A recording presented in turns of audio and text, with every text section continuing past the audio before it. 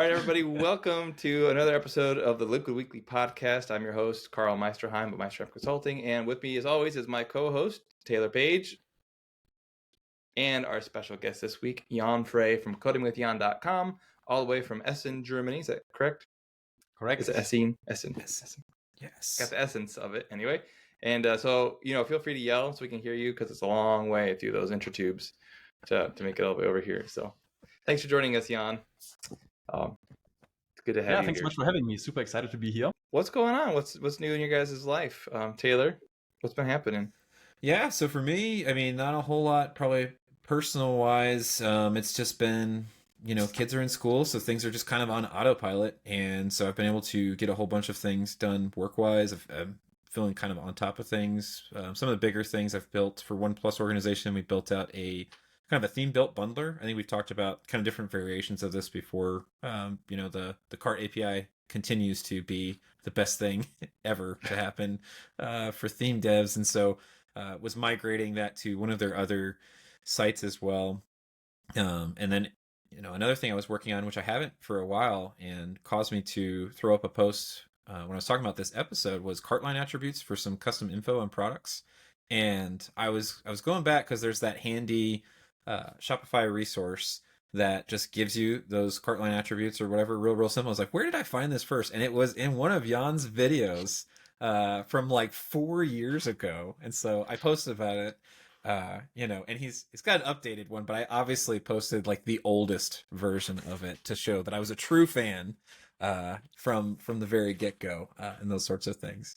Actually, Ann Thomas, I think, is the first person that I had heard reference that, and then I just had to like watch all of Jan's videos. So then that, a lot of the fun stuff, just one-page checkout migrations on Plus, that became widely available, and so everybody was all about it. And so we've been moving a lot of stuff around for that stuff and trying to figure out, the branding and stuff too. You can run some custom fonts with the new checkout extensions, which is kind of cool. So I'm still working through some of that stuff, but You've been busy. So yeah, man, it's been a minute. So gotta keep moving, keep rolling. So how about you? What have you been up to? Oh, well, I can't follow that act. So I've done almost no work in the Shopify space the last 2 weeks. I had to redo a whole bunch of migration stuff for that big project I complained about earlier. Yeah. And so I spent 26 hours in 1 week just rerunning migrations and updating my script to add additional fields from big commerce to come over into Shopify correctly.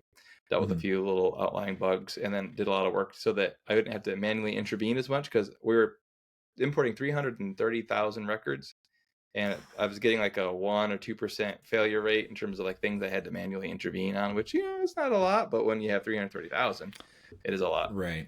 And so I spent some extra time up front tweaking the script to kind of account for those, and got it all done.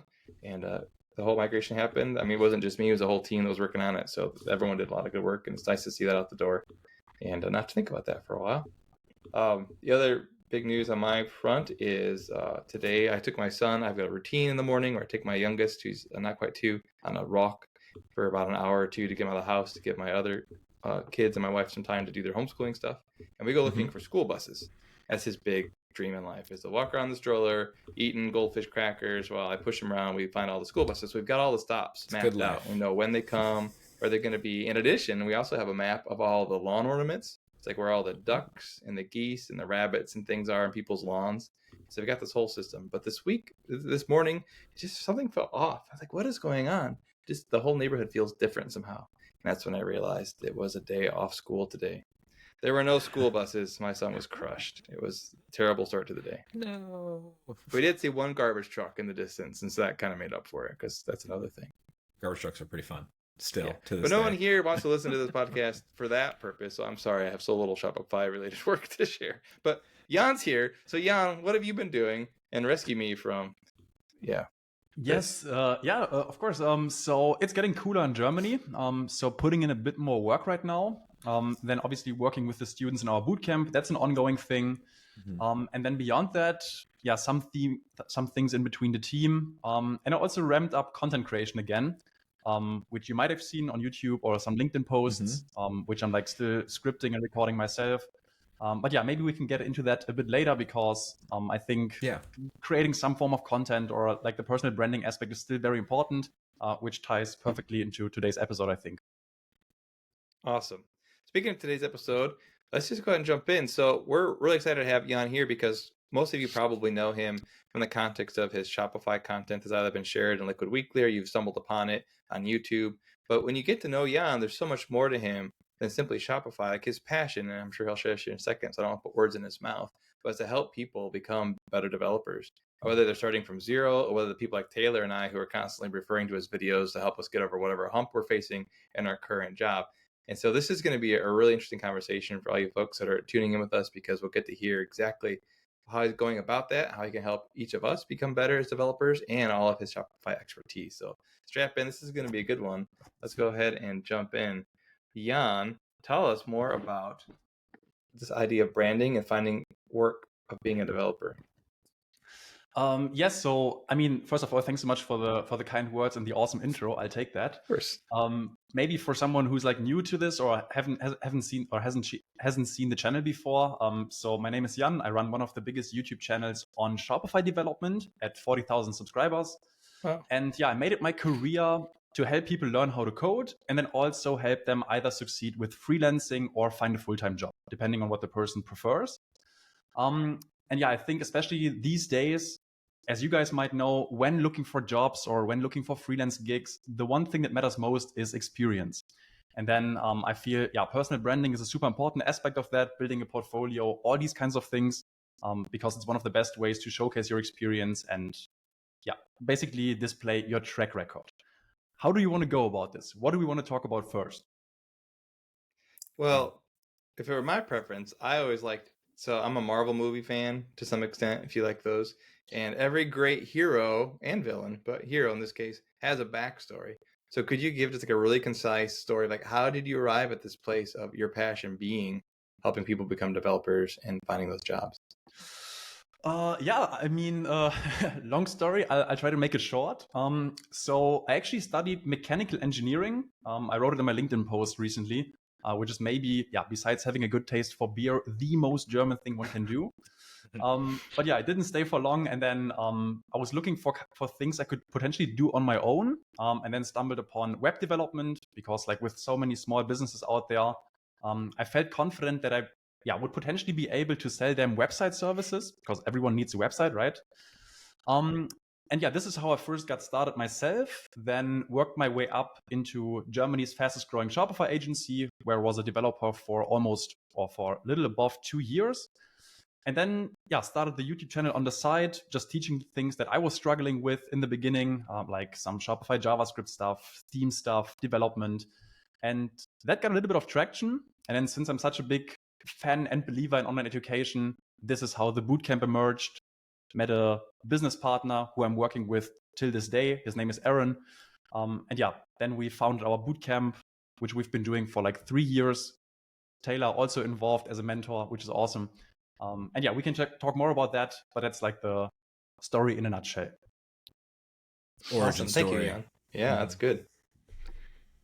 No radioactive spiders or anything. That's okay though. Cool. Yeah, so I mean, I think that is really, it's really good to hear kind of like the backstory. There's a lot of that I think in the field where you kind of like pivoted, right? You started kind of going one way, and then you kind of, there's this idea of like kind of like following your passion a little bit as well. So I think that's really amazing to hear from that piece. And so maybe a good place to start, because we're talking kind of like a little bit about that, like finding work, branding, getting the experience and those sorts of things. How did you make kind of that initial leap from the agency side of things to, really doing more things independently? Because I think a lot of folks, that's one of the biggest things to get over initially is, you're going from working for somebody else to transitioning more to this idea of working for yourself. And did it start off as that was the goal, or did it just kind of evolve that way? Kind of, you were kind of like led by like this passion to like teach others and help build up others. Oh, that's an interesting one. I would say a little bit of both. But I'm also like personally, I'm extremely risk averse. So I would never Yeah. quit like all my jobs and burn all the bridges just to pursue something full time when I don't really know if it's gonna work or if it's gonna work out. So that's what I always recommend is starting hybrid. So even if you have a full-time job, you can like branch into this, try to find like one website project, work on it on the side, get a feeling for if it's even like for you or if self-motivated environments are even for you. So yeah, I mean, you're also a second career dev. What was your Yes. strategy back then? Was it hard cut or transition? No, the same. I did the same thing on my end of things as far as like that kind of like that hybrid approach.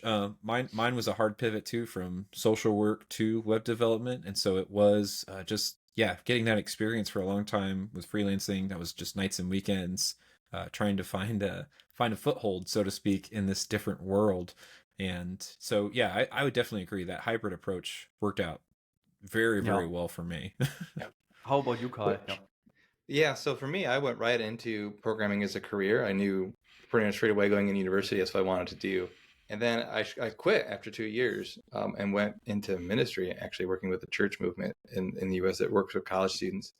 But I kind of did the reverse thing of what you guys did, which is I kind of got back into programming on nights and weekends on the side, and then eventually transitioned back into programming full time. The one thing that's really helped me along the way too is I renegotiated at different times for my work to not be full time. So I could work for companies, but be less than full time and have that additional time, because the nights and weekends thing works. But once you start having kids, once life gets a little busier, it becomes a lot harder. Once you get older, honestly, I just get more tired at night. It's not like it used to be. I don't want to be working nights and weekends all the time, man. I want to watch some Coding with Jan videos tonight. I don't want to work. I just want to sit in front of YouTube, right? Hey, that's working. That's time on the clock as far as I'm concerned. Yeah, well, Jan's teaching me stuff. It's enjoyment. But so the hybrid thing, I think, especially with people are working from home more, and with all the resources we have on the web, like the ability to exist in both spaces, your regular job, and then kind of moving in more and more towards that other area is so much easier to do than any other time in history. So it's doable. It just can be challenging depending on your circumstances. Yeah, I actually got a good idea here. I mean, I don't want to take over the podcast. That's what you're here for. Take over. But maybe we can actually demystify the thing or the process of getting the first client a little bit. Because I would be super curious to hear how you guys got your first client. I can also share my story. But people always think like there's this huge secret to it or there's like some mystery about it. But yeah, I mean, just an idea here. That'd be fun. I'm up for it. Taylor, you up for it? Let's do it. I'm trying to think back to my very first. I'll go first. I already remember. So I'm going to start with university. I had a couple of things going on in high school, but let's start with university. So I'm in university. I'm sitting there thinking I need some money. And I'll look at the student newspaper. This is back in the late 90s, early aughts. So there were still newspapers, right? And I grabbed the newspaper. I'm sitting at lunch looking through the classifieds and like, oh, Linux systems administrator. I mean, I know Linux. Like that was one of the things I kind of taught myself in high school. It was a lot of fun. I thought worth a shot. And I had a friend who was doing some consulting. So I'm asking him, like, well, what should I even ask these guys? Like, if I go in and offer to do this job, they're going to ask me what my rate is. Like, what should I even say? He's like, oh, dude, you should ask him for $50 an hour. Like, $50 an hour? Like, this is back when most people were making like $8 an hour.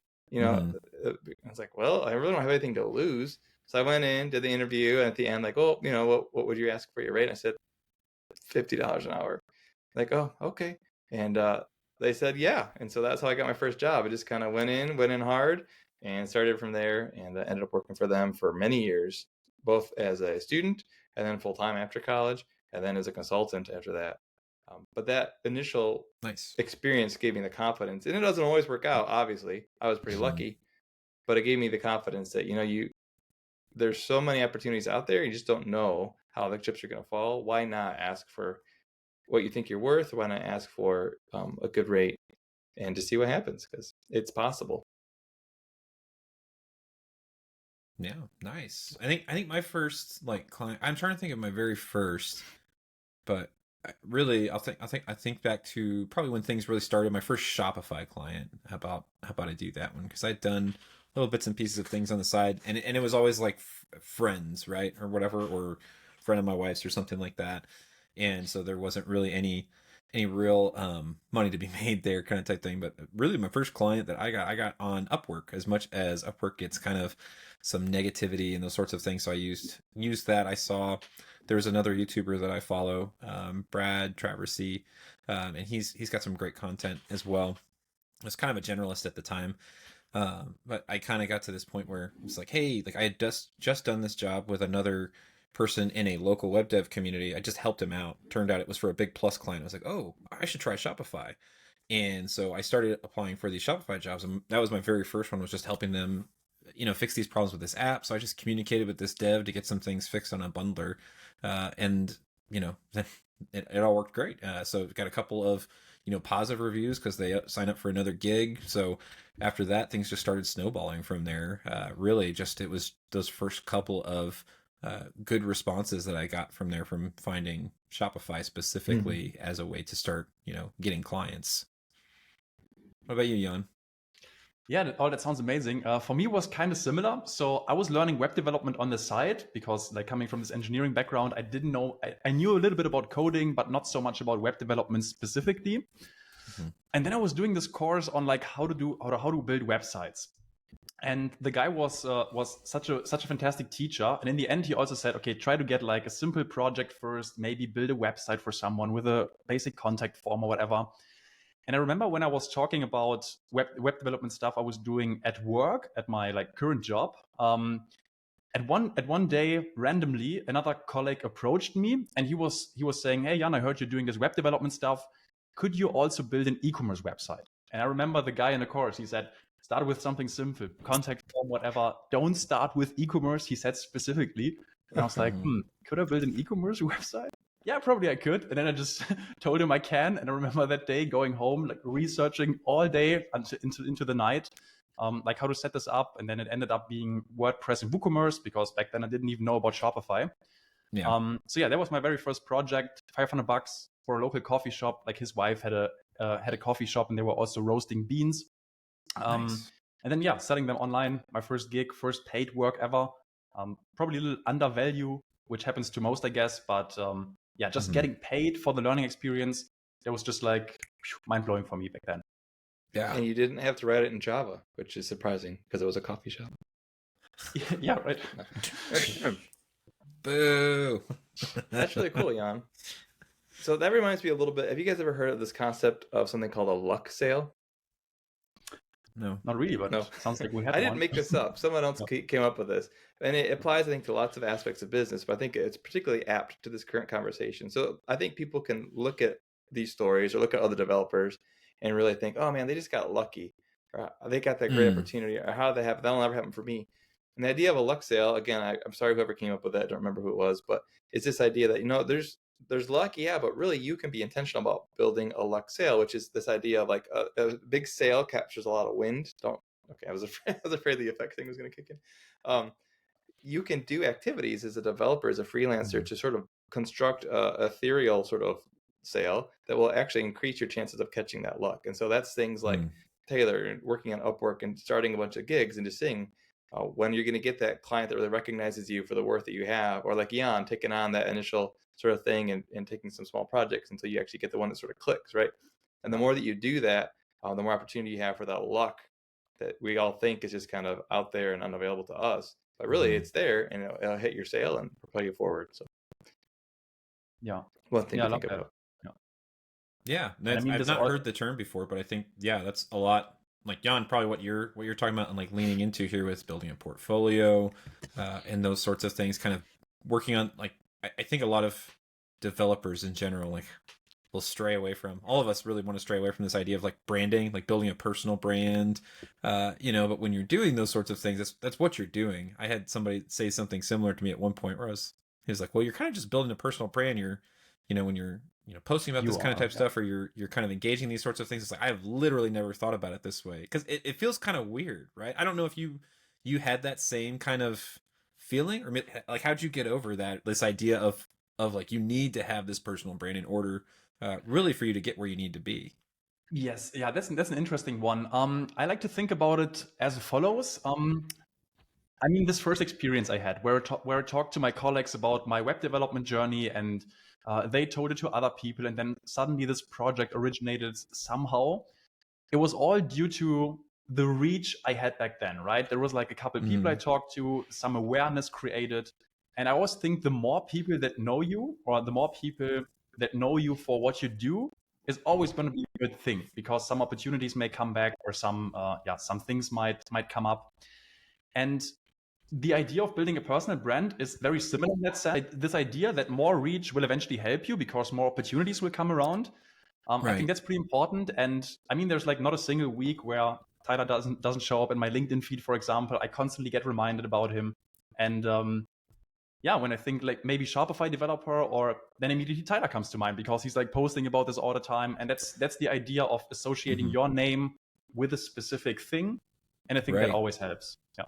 Yeah, I can't tell you how many people that I've talked to where it was just like the same thing. You're like, you keep popping up in my feed, so apparently I need to talk to you about this or whatever. And I don't do anything, specific. And I don't know if you have a more targeted approach. My goal is to try to have a presence, and wherever I am, I'm trying to provide value. Like that's my whole strategy. And so I try to make sure I post like once a week on different platforms like LinkedIn, Twitter, and stuff like that, or whatever. It ends up being more on LinkedIn and Twitter because I've actually gotten jobs from there. So double down on what's effective, right? When you can. Yeah. But I don't know if you have where do you tell people to start then? And when we're talking about that, like building that sale, trying to catch that luck, trying to catch that recognition, And how why do aren't you on start Twitter? that? Why aren't you on Twitter? Okay. He's coming okay, so, after maybe the Jan Twitter now. thing- Oh. Yeah. Okay. So the Twitter thing first. You might actually be surprised that Twitter is not as common of a social network in Germany as it's maybe in the US. I I would definitely say believe that. Yeah. it's All the probably as US stuff common is as always having weird. Skype or something like that. Oh, Obviously, okay. Wow. yeah, not even kidding. It hurts. And so yeah, most people use Facebook, they use Instagram, but Twitter is very rare, and obviously in the dev community a bit more. And I know that there's like a lot of developer stuff going on, especially in the Shopify space. But then I don't know, YouTube and then now LinkedIn just came to me a bit more naturally. So it just Yeah. So there's no. I think I there's don't a hate lesson in Twitter or that. anything. There's a lesson in that, right? Like I spend a majority of my time on LinkedIn and Twitter, but there's Instagram, there is Facebook, there's Threads now, there's TikTok, but I don't spend hardly any time on those just because I don't find value there. And it sounds like you do the same. Twitter doesn't provide a lot of value necessarily for what you're trying to do, so you don't spend time there. Yeah, I haven't even tried it yet. And but yeah, would be interesting potentially. I actually should do that honestly, but just didn't get to it yet.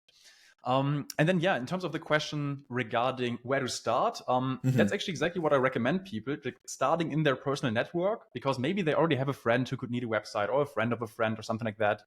And if they're brave, they can also post on their social medias, because I mean, most of us, even as like a private person, we do have a couple hundred connections across all of these. And I mean, couple hundred people, that's like, I mean, my high school were maybe like 500 people. And that's like a big amount of people, right? That's like not nothing. Yeah. So that's usually what I recommend in terms of starting out. And then there's also some predictable ways, such as Upwork, freelancing profiles. If you can optimize these and make a professional impression, it is very likely that you can find some work or get some traction that way, build up your first reviews, these kind of things. That's usually what we recommend, augmentive or as an alternative. And that's a good place to. So when you talk about getting reviews, so I have a number that I tell people. I don't remember if I got this from you, so I'm curious. What do you? Because everyone has this idea, right, where we have to get like 50 reviews or something like that before we can start increasing pricing, or before we can really start doing all these other things.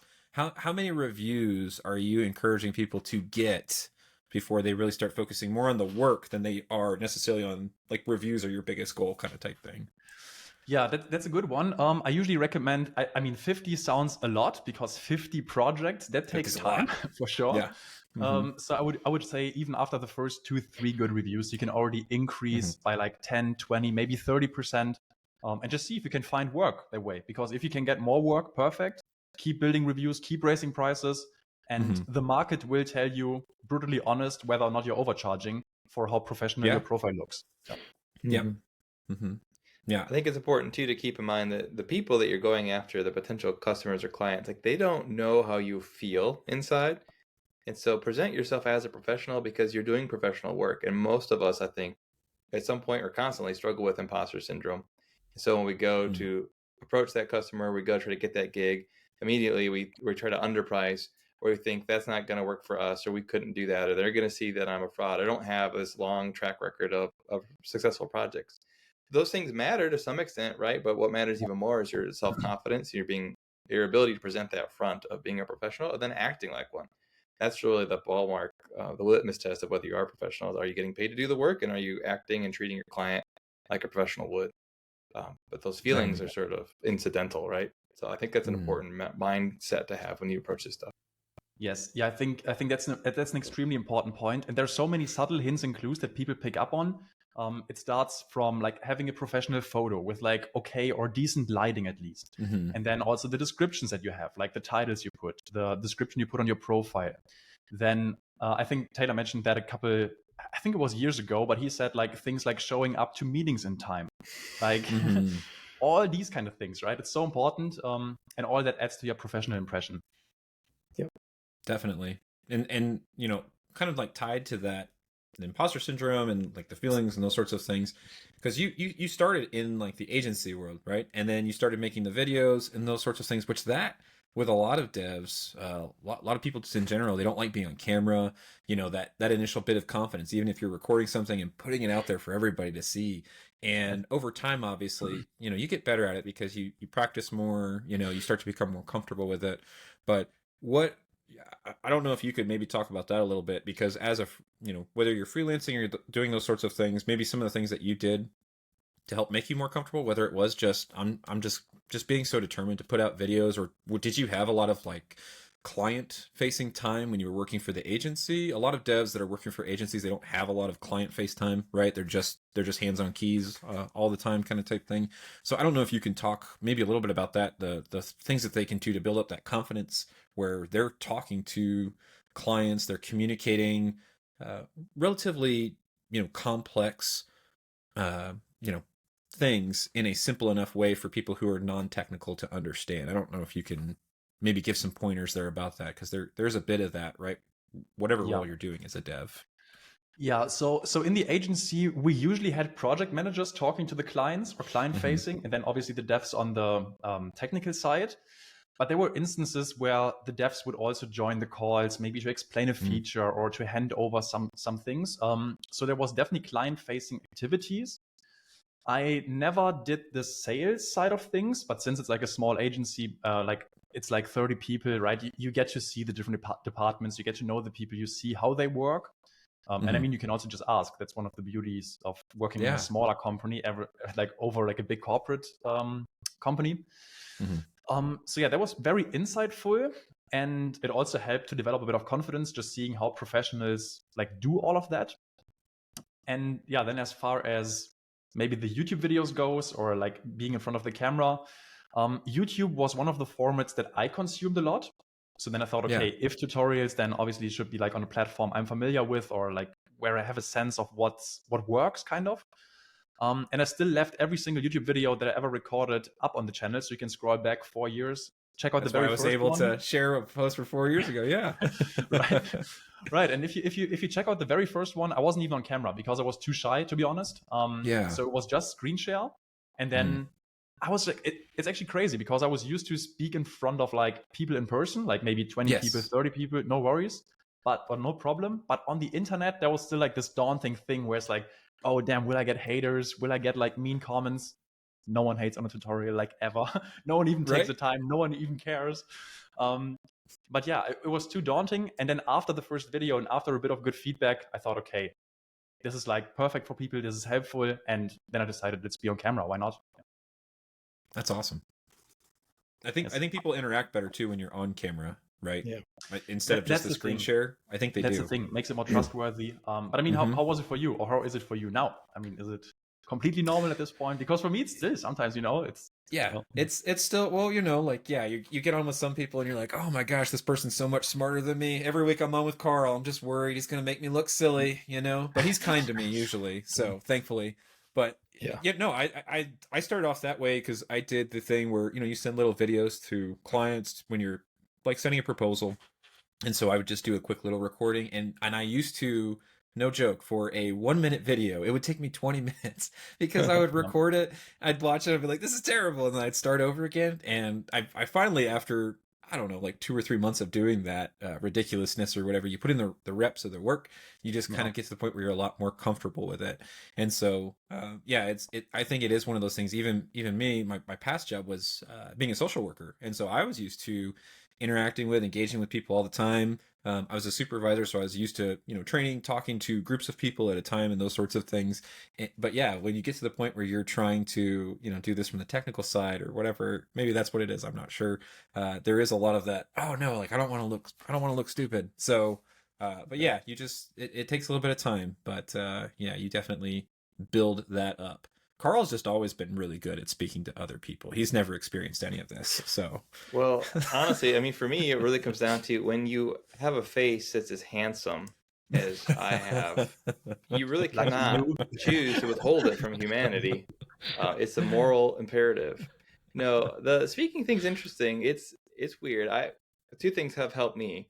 One is I have a father who just is very natural in terms of how he approaches people, like at restaurants and just out and about. I just kind of adopt that as well. Just I like the ability to quickly connect with someone. It doesn't bother me. It's not a deep, intimate kind of thing, and I feel that's sort of similar how it is on these kinds of recordings of things.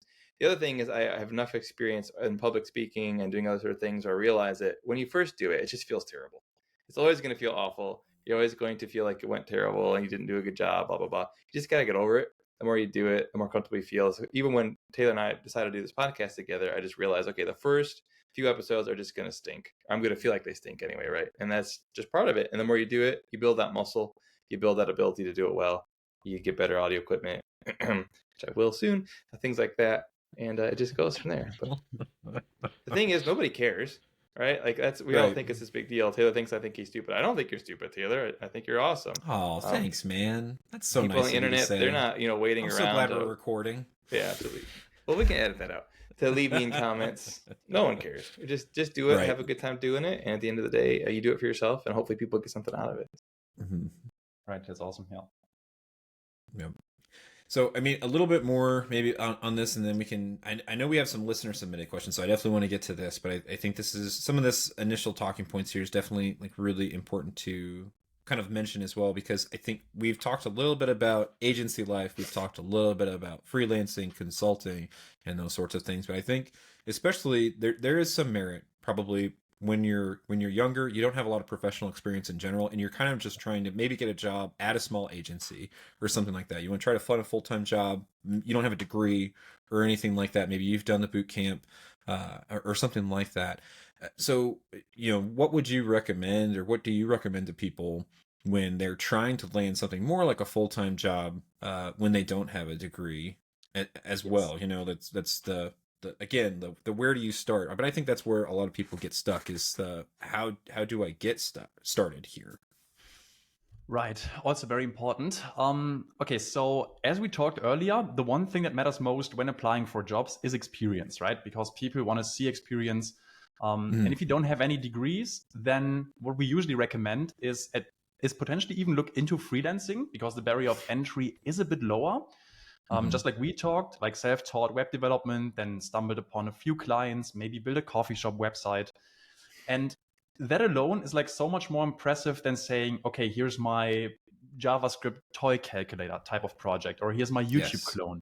Because then you can say, hey, I've built like this website for a local coffee shop. It was completely self-motivated in terms of learning, in terms of like going out there and doing the things. And I actually landed my agency job in person. So I knew they were hosting these e-commerce Shopify meetups in my area, or more or less in my area. I would say 3 to 5 hour car radius. But I still felt it would be worth going on these meetups. And there was also like such an outlet, because in my friend circle, no one was even doing web development or Shopify. Yeah. And there was a time when I could really talk about this stuff with like other people, and got me so hyped and excited. And yeah, after showing up to a couple of these meetups, obviously you also get to know the host. And then I was just asking them, hey, are you guys hiring? Are you looking for people? And then it's like this kid who shows up at all your meetups, who's like already been freelancing a bit. Like, why wouldn't you hire him or give him a chance at least? Right. Yeah, and that's such an undervalued approach to that. And I know, COVID kind of changed that a little bit in some respects with how like we do meetups and those sorts of things. But I definitely I love that you do that because I really recommend that. I had when I lived in Missouri, there was a great Springfield Devs group that was just a whole bunch of different kinds of developers, right? You've got app developers, just general web developers, and all these different walks. But there's great agency participation, mainly because they worked so hard to build this up over time, and it was just so great. I had the same thing, especially when I was a social worker. None of the other people that I worked with like knew anything about tech either. So that was a great way, to get in there. And I really like that you talked about too, like freelancing as an opportunity to get experience, because I think a lot of agencies, or places that are looking to hire, like I said, it's way more, impressive if you can say, hey, like I landed this job myself and I did this project, because, a really undervalued aspect of, work in general is the soft skills, right? We talk a lot about like having the technical knowledge, and those sorts of things, but the soft skills of interacting with people, and all these other things or what have you, jobs really, really need to see that. And so if you can't showcase that in some way, it's going to be really hard for you to outperform people who maybe do have, 5 years of experience with another agency or another position and those sorts of things. So those are some awesome points there. Yes. I think along with that too, I think, and this is kind of what you were saying, Jan, but other ways I've seen success is when you do a side project, if you can not just do a toy calculator, right, but if you can actually do something that sort of spans the spectrum, that analogy is right, but where it's a piece of functionality that you host somewhere and that you get people to come to you, market it, right, potentially even having people pay for it depending on what it is, right. If you can demonstrate that complete ownership of all aspects of that project and have it somewhere where a potential client, or more likely a potential employer, you can point to them as a portfolio piece, I think that speaks volumes to being able to see you as a developer as not just someone out of a boot camp who can pare it back a few lines of React, but you actually show how to pull the strings and knit it all together. That's a big thing, I think, that separates sort of a really junior developer from maybe a more seasoned developer, is how to bring it all into one piece and make it work. That is also very true. However, one thing, or one caveat to that, or one thing to pay attention to is, especially if you want to take the freelance route first, then I would highly recommend adding related projects, because if you approach like Shopify store owners and then only have the JavaScript calculator type of project, right, it's like, is this guy the right one? How's this going to work for me, right? I don't need a calculator on the site. What? Right. Oh, for sure, it's contextual. Don't just do. I think don't just do the portfolio project, right? Make it relevant to what you're trying to do. I think that's the biggest thing. Yeah, for sure. Right. Yeah. 100%. Yeah, that is really important. Yeah, because it doesn't matter, if it, as someone technical, like, oh, well, if I can build this, then I can build your little in-cart upsell. Like, that's no problem. This is way more complicated, but they don't know that, you have to make it, something that they can actually, understand to that degree. So Jan, as you work with students and getting people who maybe have very little experience to becoming developers, when I was getting started, and maybe Taylor to some extent, but more basically myself, the web was much simpler, right? You just threw stuff in a folder, it was CGI bin or whatever, and it kind of worked. Now you got a lot more that you have to put into it. You got the source control, hopefully some command line stuff, CSS, HTML, JavaScript, potentially a JavaScript framework, all these sort of things. How does somebody who has none of that context or experience get to a place where they have enough confidence in those areas that they can present themselves to a employer or a client? Does that make sense? Yes. What would you say are the key things they need to add? Not just the programming chops, but the ecosystem around it. Like, what are the things they need to look for? Yes, that is one of the beauties of working with low-code platforms initially, or like Shopify, for example. Could name any, but I mean, obviously, I'm a bit biased here. I would hope. So I think if you're getting started with Shopify, like realistically, you could even build an online store without knowing any code. But we still recommend knowing like the basics of HTML, CSS, so that you can maybe make some theme customizations, build a custom section on top. And that's usually when we send people out to get their first freelance jobs, because, for example, the coffee shop page, they could do now, right?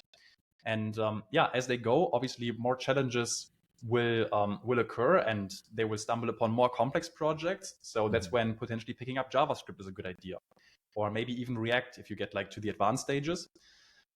So again, I would always say start small, try to get the ball rolling, get some traction, ideally paid learning if possible, because they will also motivate you in your journey.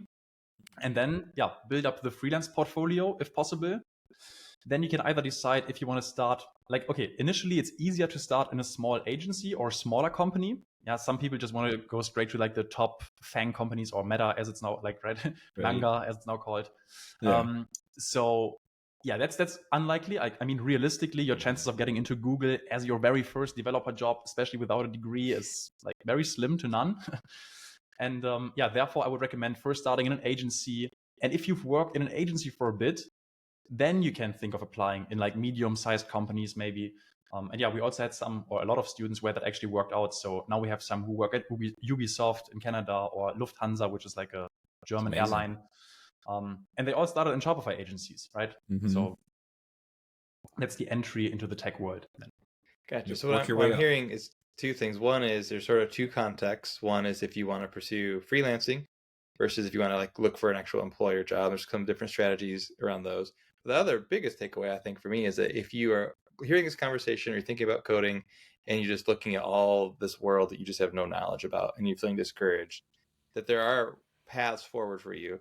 And like Jan said, low code platforms like Shopify could be an excellent way to make that progression, because you can get going from day one without having to have all of that additional knowledge or context around tooling, command line, things like that. Is that what I'm hearing? Yes, exactly. Awesome. Nice. Is this a good place, do you think? Probably we should get into some listener submitted questions. Yeah, let's do it. We've got a handful, and I think we can talk about a couple of them for a little bit here. So one of the first things that we put out there, and we're gonna leave this up, or I think Karl, that's our plan, is to make this available to folks as well. They can submit questions on the regular kind of type thing. But one of the questions that we did get specifically, and we're gonna have Jan on, that people wanted to ask about is really, and this is all pretty related to like things that we're talking about between freelancing, getting those initial jobs and those sorts of things. So one listener asked, with the current layoffs in other IT sectors, what's your view on the demand for Shopify developers? Are agencies looking for developers right now? Yes, really interesting one as well. So, I mean, we all heard about the news, massive tech companies laying off tons of developers. But I will also say this was mostly in larger companies. And I mean, in the US alone, I've actually looked this up. There are like 30 million small businesses. And I'm pretty sure some of them might need a developer. Most of them don't have that visibility or that reach to attract like large talent, or like a large quantity of talent. And then also keep in mind the developers that got laid off in these top tech companies, they have way higher salary expectations than these small businesses could potentially pay. Right. So yeah, there's definitely a lot of demand for like developers in smaller companies. And if we're talking Shopify specifically, I mean, like 2-3 years ago, there were like 2 million Shopify stores. Now, I've actually checked this today, there's like 4 million. Wow. I always say, as long as Shopify as a multi-billion-dollar company is still, or the main marketing strategy is still acquiring new merchants, like as long as the mothership steers in that direction, I'm confident cranking out new developers. Right. And I think that's a good point of distinction, talking a little bit about like we were just talking about with kind of like building your way up, and are these people looking for jobs? And you mentioning, hey, there's all these people, that during layoffs and stuff like that, these very experienced folks, but their salary expectations are going to be way up here. And so all you have to do is come into some place that's reachable. And so understanding, you're not doing that to work, do that for forever, right? Like you're doing that to like start stair-stepping up, because that's how you get the experience. You might not be getting, that huge big contract right off the bat, but you're going to be working for somebody, getting that experience and learning a lot on the way too. So that's awesome. Karl, you want to take the next one? Sure. And I would just add to that, like, don't see that as a temptation to undervalue yourself when you approach 100%. A client, whatever. Definitely state your worth. But the reality is, if you're a junior developer just getting started, you're going to be worth, that's a terrible way of saying it. You should be charging less than a senior developer, right? And so there's more this idea for you. Yeah, what market value for different seniority looks like, Right. and even the same thing if you've got, a junior front end developer, and, a senior back end developer, those are going to look vastly different, when it comes down to what they're going to be able to bring in. And that shouldn't be offensive. That should be motivating to try to get to the point where your skills are at that Right. place. Also coming with this, with a sense of humility or realism, however you want to say it. Yeah, both of those things, right? sure. They're crucial. My next question for Jan from a questioner. These all came from Twitter, I think, too, Jan. Just so you know, there's power in the platform. There's people. Yeah. I think some came AI. from LinkedIn, but that's all right. Keep walking with me, Taylor, Alright. if you ever contradict me again in front of a guest, I will end you. No, just kidding. AI, a lot of AI tooling. Even Shopify has the Shopify Sidekick thing. From your perspective, as you've been working with developers, how have you seen that impact development in Shopify space, either in a positive way or in a negative way? I would say mostly positive because people are able to learn faster. I mean, you can use ChatGPT as a mentor or as an additional mentor. You can ask them questions and so forth. So that is definitely useful.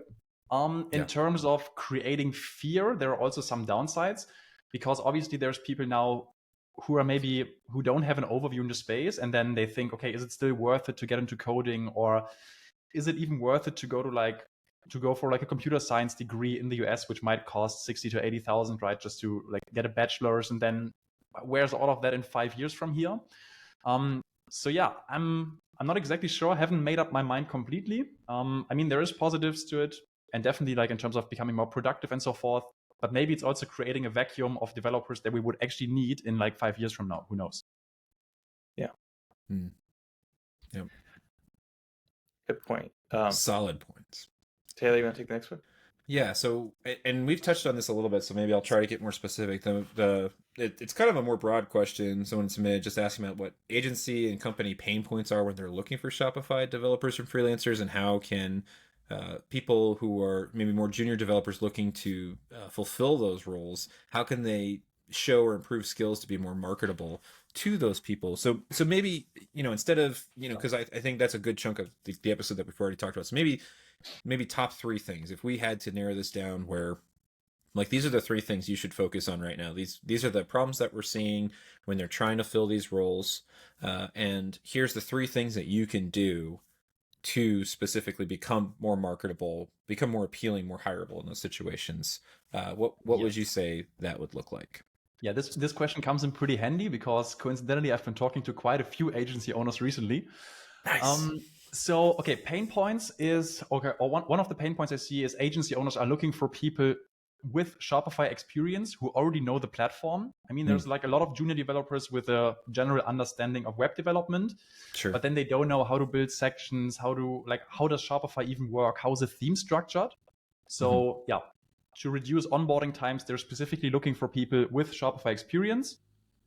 How can you do that? Work on projects, watch YouTube videos, build up your portfolio, as we talked earlier.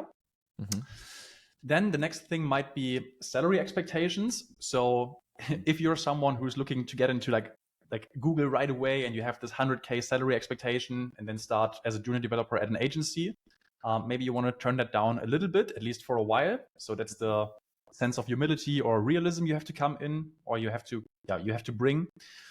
And then another pain point, let me think. I think these were the two most important ones. I think anything else is more like common sense, like being reliable, being able to work self-motivated, all these kinds of things. But that was not like the major pain point. Yeah, and that's good. And going back to the realism, and the humility of not, going in with those really high salary expectations. It's fine for your ultimate goal to be maybe you're north into the 6 figures and those sorts of things. I'll admit, when I was coming from social work, that was kind of my thought. I'm gonna pivot to being a developer because they make way better money. I'm seeing all these job postings, and this is the what they say they're going to make. And I did get to actually interview at a local smaller dev agency that I really liked. I thought they did amazing, great things. They worked with nonprofits, so it was a perfect kind of segue from my social work into that. And when I found out, I actually wouldn't be making much more money at all. I'd be making pretty much the same amount of money at that local dev agency that I would as a social worker, at least while I was a junior dev. I was like, well, I don't even know if I want to do this anymore, man. Oh, no. And so, yeah, having that humility is really important. I'll be the first to admit, I was not smart or humble enough about that until I actually went through an interview process and talked to people doing the job and hiring. So yeah, 100%. All right, just two more here. I think we got time to get through them both. I think this one's, I don't know who it's from. Probably somebody in Shopify. It feels like a bit of a leading question. So Jan, tread carefully here. What is one thing you like or dislike about Shopify Liquid? Ooh. Okay, so what I like is that it's easy to pick up, and you can get quite a lot of things done with Liquid, like build dynamic templates.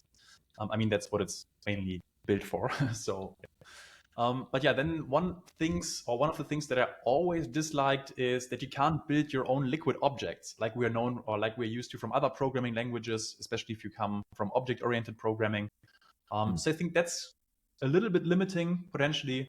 But yeah, more of a nitpick if I have to take something. Of course, I love Liquid. Yeah. We need to get that as a soundbite for the I love Liquid by Jan. That's perfect. That's perfect. So Yeah. good segue out of Liquid is talking just briefly here, because I think, again, I get lots of questions about this, so I know, Jan, you do as well, particularly running the bootcamp and those sorts of things. But there's this whole back and forth between like headless Shopify development and then native development, and pros and cons of each. And we definitely don't have enough time to go into the nitty gritty of it all. But how about maybe the way that you would talk to or approach devs looking into the headless versus native Shopify development? What kind of advice do you have just off the cuff about when people are, which way should I go kind of type thing? Yes. Okay. This is interesting. What I want to say first is it's very impressive, like how much engineering goes into like all the headless setups and all the templates that Shopify provides. That is awesome. And obviously there's also quite a bit of marketing around that, right? The engineers want to carry that outward to the world, promote all these things. But what also happens on the other side is beginners pick up these buzzwords like headless, hydrogen, and so forth.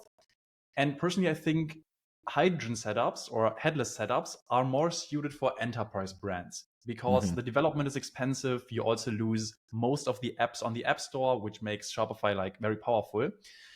And that's why I usually recommend, or what I recommend to beginners, is to stay away from hydrogen and rather focus on native Shopify because you can get more things done. It's going to be more cost efficient and faster. And then obviously you can still look into all of that, but it's probably more something for enterprise brands, agencies who are also able to land these clients. So that's my advice. Yeah, I think that's fantastic. Very kindly and well put. Yes. Yeah, I think it's easy to assume that because headless is possible, it's like a superpower that everybody should use, but it's not. It's a cool thing, and it's great in certain cases, but I don't think it should be the de facto consideration for most people. Definitely. Yes. Are we going to get in trouble? All right, I think now we're transitioning to the... Love that consensus. I'm joking, yeah.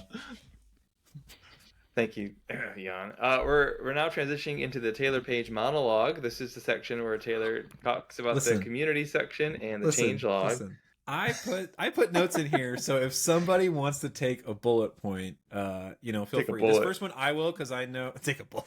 I'm not taking a bullet. Jan's not on Twitter, so he probably didn't see a lot of this happening. I'm gonna share my screen real quick, which is don't worry, I will talk through this for those of you just listening. But I think it's always helpful while we're talking about some of these to provide some visual elements when possible, right? So, did want to cover. Oh my goodness, this is doing all sorts of things. I mean, the only way I stay up to date is Liquid Weekly, obviously. So make sure obviously, yes. Thank you, Jan.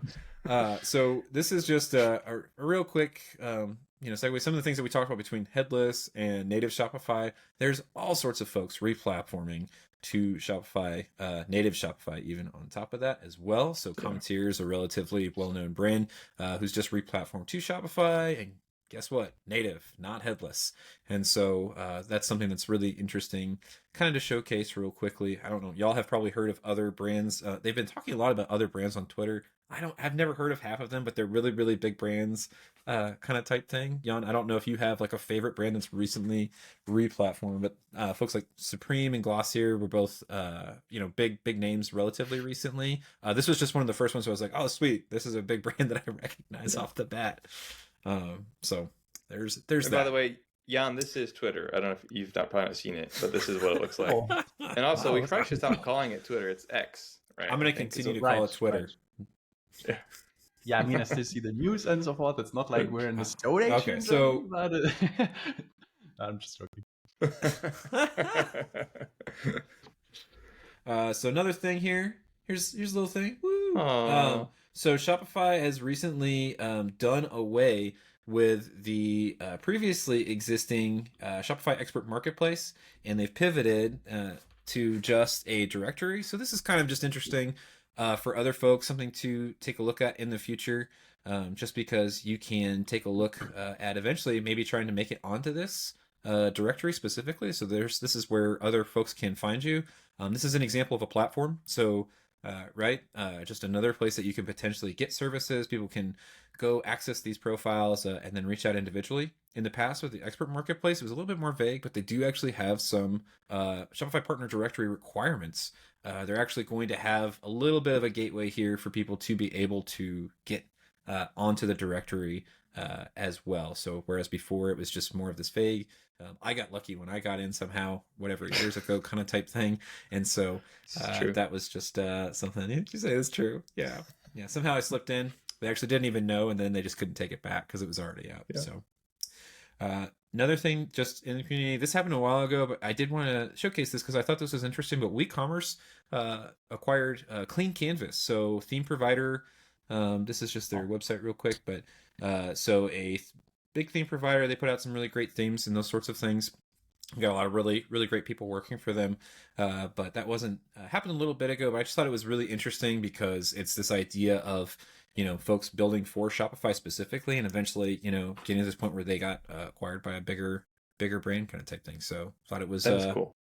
Really, really interesting. Yeah, good for them. That's awesome. I think that's some people's goal, and that's awesome. So glad that they did that. They're still kicking out killer themes. So as long as they keep doing that, I'm happy. Okay. And then I don't know if y'all had anything else or whatever. I took the notes there for that. But anybody want to take the changelog? I've got a couple items on the changelog. I don't know if that piqued anybody's interest there.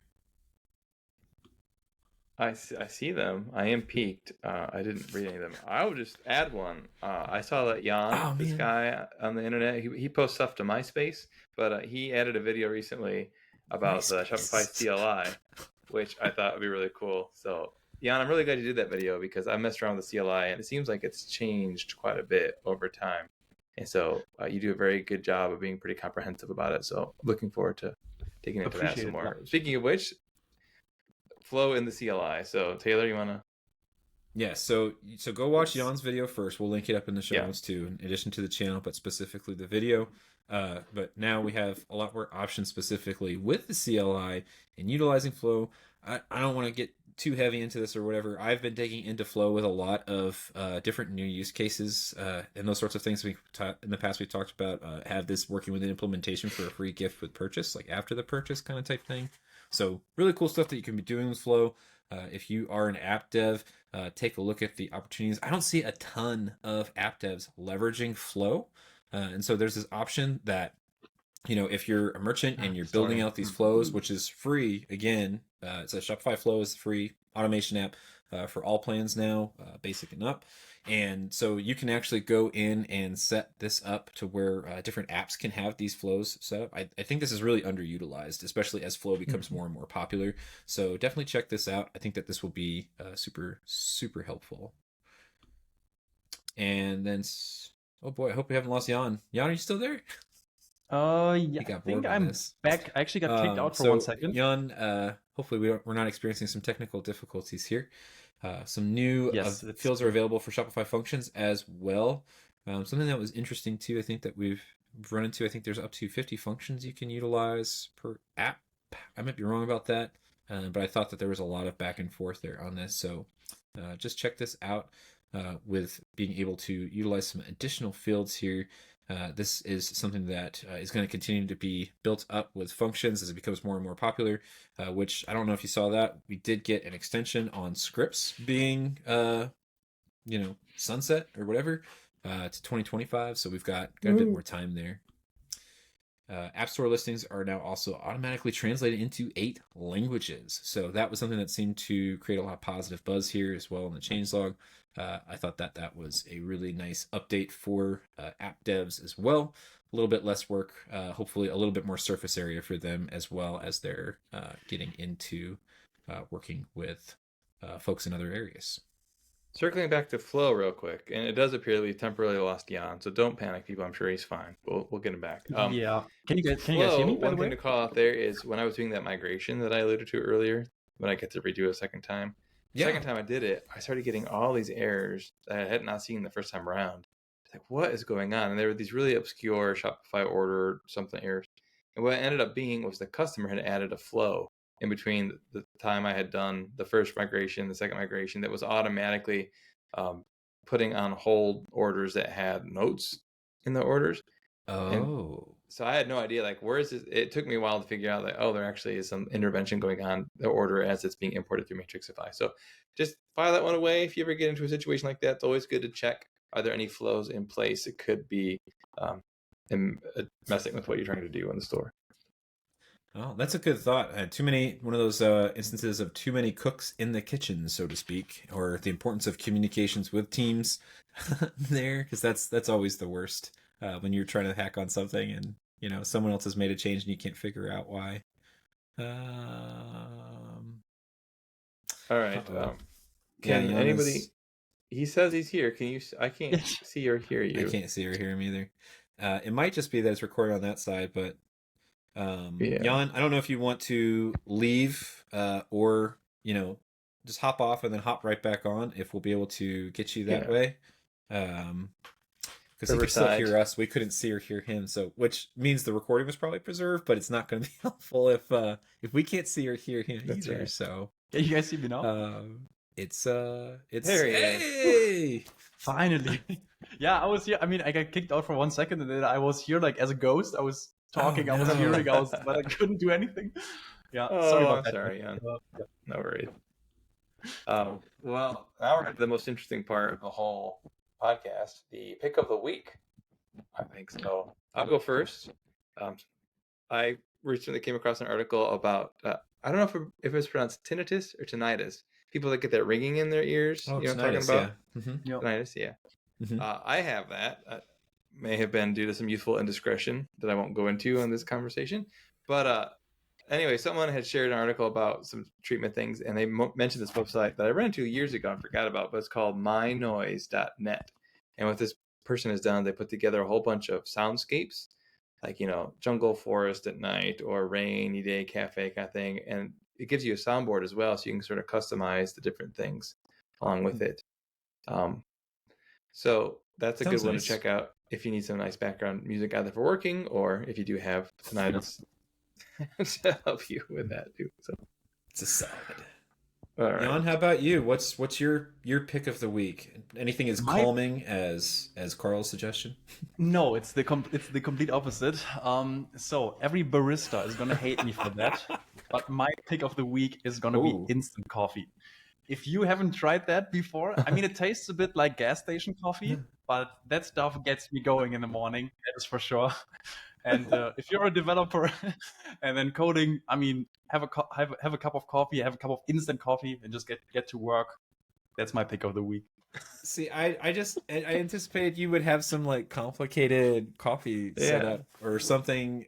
So I personally am a fan of, I've got coffee in the, so instant, is there a certain kind of type brand or whatever that you prefer? And by instant, I mean, it's like, you just dump it in hot water and it's like ready to powder rock. and hot water. It's like, it's not even like a filter or anything. It's just, yes. I mean, as I said, it's straight caffeine.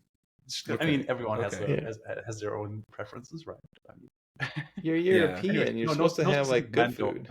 I think it's just Nescafe or something. I don't even know if that's a thing in America. Probably it is. Okay. I'm gonna have to try some now because we have a I don't know, as time has gone on, my coffee setup has gotten much more complicated, or whatever, and so my brother-in-law and my sister, they're very, very, very educated on coffee. And I never really cared about coffee. I just got whatever was at the grocery store. But he made a cup of coffee for me one time, and it was just so fantastic. I was like, this is the best coffee I've ever had in my life. And so now I'm just always trying to like do whatever they're doing for coffee. So now I use like a Chemex and do the pour over thing or whatever. But I'm gonna have to try the instant stuff because that actually sounds quite wonderful compared to the additional time I would Simpler things probably in life, save. right?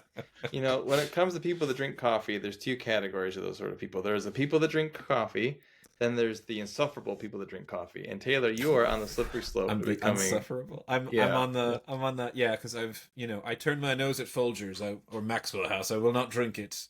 But You're not gonna I'll like still, what Jan is I'll trying still to drink give you. like Dunkin' or there's some gas station coffees that are great. So I mean, I'm willing to give it a try. So if Okay. and if you anything Jan's recommending, I'm on board. I'm gonna try it. So it's gonna 10x my development capabilities because Jan recommended it. So Disgusting. All right, Taylor. So my pick of the week is this shirt that I'm wearing. So this is the most comfortable t-shirt that I own. It's from a fellow developer and friend of mine named David, and he runs a brand called Rainier Watch. It's on Shopify. And but I don't know, at a certain point he just posted he was having a great year and he was like really close to, like his 100th or 1000th order. I can't remember. Those are big number differences or whatever, but I don't know. I can't remember. He was right What's under our order of I think it was under his 1000th order for the and so it's like, all right, well, like I'm gonna help him get there. I'm gonna support my friend.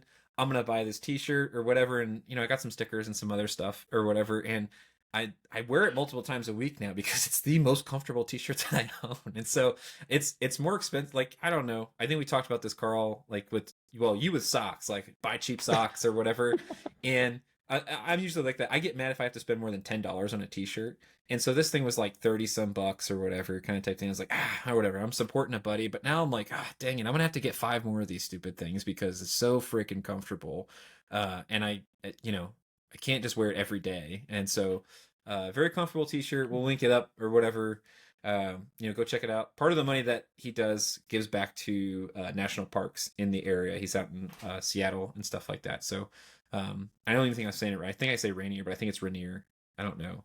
So someone can correct me. I'm not going to correct you because I bought it because he's a friend, wanted to be supportive, and but it's the most comfortable t-shirt that I own. So it's fantastic. But there you go. T-shirt. All right. I guess we'll wrap it up there. Jan, stick around for a minute, and we'll have our little after podcast party. And Jan, as far as where do people need to go to learn more about Jan, to support you? That's right. All this fun stuff. We've talked about the podcast or the YouTube channel, but like, tell us, where do they need to go? How do people learn the most and support you for all the amazing knowledge that you provide to the Shopify community? Yes. Yeah, I really appreciate that. Probably YouTube would be the easiest entry point, and otherwise just connect on LinkedIn. I'll be posting a bit more over the next few weeks.